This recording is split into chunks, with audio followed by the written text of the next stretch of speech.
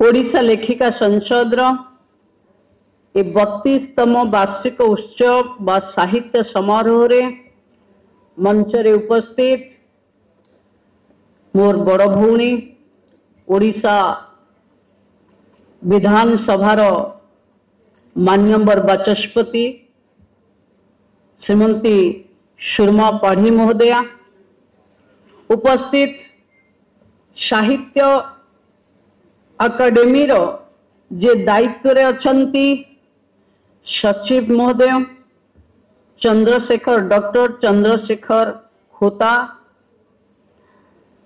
विशिष्ट कवि लेखिका मो आगरू आपण पाखे कथा रखुथिबा संयुक्ता नायक महोदय, साधारण संपादक लेखिका संसद डॉक्टर संघमित्रा भंज महोदया, एठी उपस्थित थिबा आम समस्तंकर प्रिय लेखिका संसद रो बहुदिन धरी दायित्व रे डॉक्टर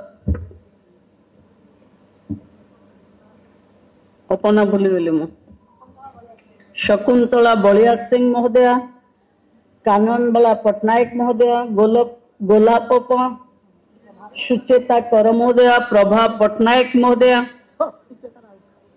सुचेता राउत महोदया, उपस्थित थिबा पुरस्कृत हेइथिबा दुई जन महियसी महिला जो माने मंच उपरे अछंती से मन को भी मु नमस्कार करूची।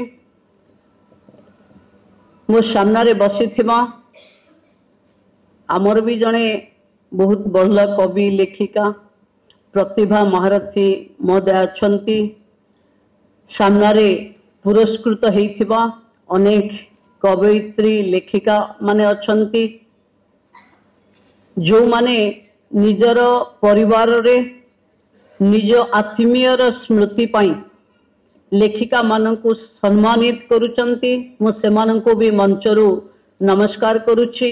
उपस्थित इलेक्ट्रॉनिक्स प्रिंट्स मीडिया रो बंधु माने एवं साहित्य संस्कृति रो प्रचार प्रसार पाई उपस्थित थिबा समस्त श्रुति वृंदन को मु एठी नमस्कार करुछि। खाइबा किए कहे भोक बेले भल कविता लिखंती लेखिका माने भावुची 1:30 बेले समस्तंग पेट में भोक थियो अछि ना, तमने आपण कलम कागज थिले गोटे भल भल कविता लिखि सारंतेने।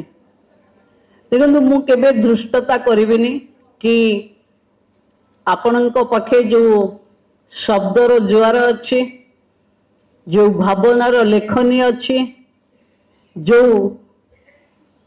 सहृदयता अछि, घरर परिपाटीर निज समाजर अभाव असुविधा को बुकुरे चापी रखी जे कलम रे लिखि दिए से हेले आपण माने। समय समय जाए अनेक लोक ताकू पढ़ी विभिन्न संघर्ष सहित लड़िवा पाई गोटे बाट पाती। मोर थर मन अच्छी मु समाज कल्याण बोर्ड रो चेयरमैन होता है, वोमेन कमिशन पाखे बसी थाए, काउंसलिंग होता है कमिशन आ मु बसी थाउ। कुंतला कुमारी सावतंकर बोधे गोटे लेखा से एठी गोटे पड़ी थिला, ता धरे से लिखी थिले। सी भी जेतबळे बाहर को जाइथिले आसला बेल को देखिले तांको घरे भी से भली डिस्टर्बेंसेस आरंभ होईची। ताकू एते सठिक भावे से चित्रण करिथिले और सेठी से आरंभ करिथिले लेखिकार द्वंद्व। गोटे पटे समाज मो सेवा चाहूची और गोटे पटे मो परिवार मोठू अधिकार चाहूची। से लेखिका मो भावुची सी जेतबळे लेखुथिले मु जहा माने लेखिकार भावना कौन थाई पारे, किंतु मु आज एहसास करुची सेतबळे से भाभी थिले जे मो परिवार जदि ये अधिकार आउ कहा को दे सारलानी ताले मु समाज पई बाहरी जिबा दरकार। तेणु से परिवार को अधिकार को आखि मजी दे निजे समाज पई समर्पित हेले। तेणु एमती भावना बेले बेले ये जंत्र जुगरे एआई जुगरे बहुत लोकों पाखे आसुथिबो। मोर आपण मान को विशेष अनुरोध, मु एठी बसी होता बाबू को पचारुथिले लेखिकार कलमटा केबे थमिवा कथा नुहे। मु लंडन जाइथिला बेले जने ओडिशार जाजपुर जने शिल्पी को देखिली जहां बयस 94 वर्ष। से आमको देखिला परे शत सिंहर बल आनी साथी रंग तुली सब आनिकी पूरा चेयर बस मुवमेंट कर आम आगरे जगन्नाथ आखिर से गोलटा को एडे सुंदर कर आंकी देले से कौटी ना कौटी लगे। जो माने शिल्पी, जो माने लेखिका, जो माने संस्कृति प्रिया पाखे बयस सब बड़े हार मानी जाए, कारण आंकर मनोबलटा सबुठ उच्चा। जोठी समाजर शेष पहाच आसे सेठू लेखिका मानकर भावना आसे, पुणी नुआ कथा तैयारी हुए, नुआ कढ़ी तैयारी हुए, नुआ पद आरंभ हुए। तेणु आपण मान समस्ते मु होता बाबू को कही कि आम ओडिशा रे लेखिका संसद रो गोटे भव्य सम्मिलनी हवा दरकार, जो देश सारार समस्त लेखिका माने आम ओडिशा को आसीबा दरकार। आम लेखिका संसद रो बैनर रे 2-3 धरी ये कॉन्क्लेव हवा दरकार। होता बाबू हबो तो अनेक साड़ी को हम आपण माने जेबे करेबे, कारण ओडिशा भी बहुत वर्ष अपेक्षा कला परे आपण माने अस्मिता सरकार को सरकार रे बसैचंदी। आम साहित्य, संस्कृति, कला ये सबुर बढ़ेबा पई आम मानकर प्रतिबद्धता, आम मुख्यमंत्री नेतृत्व, आपण मानकर सहभागितारे आमे विकसित ओडिशा गढ़िबु। मु पुणी थरे आपण मान समस्त को अनुरोध करुच्ची, आपण मान भितर अनेक अनुवादिका अछंती।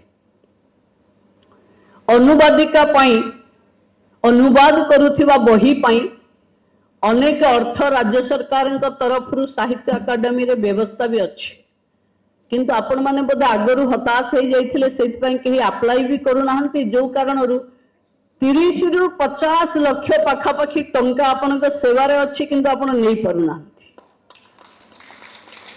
मते होता बाबू कहते कि सूचना पाढ़ी जो बहीटा लिखी थे जदि सेटा साहित्य अकादेमी को दे थांते सेटा आमे छपई थांतु।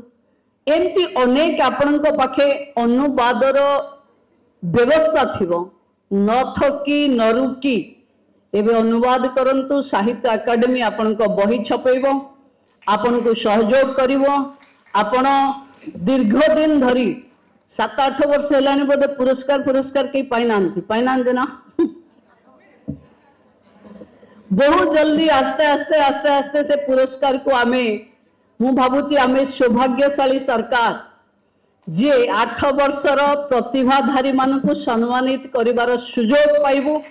तेणु आमे समस्ते निश्चिंत भावे आपणको मुन तो आपणकर भावना भी आपणकर कलम रे काली किए किए केतबेले टिके दे दवा कथा, से प्रक्रिया थमिवा कथा नुहे।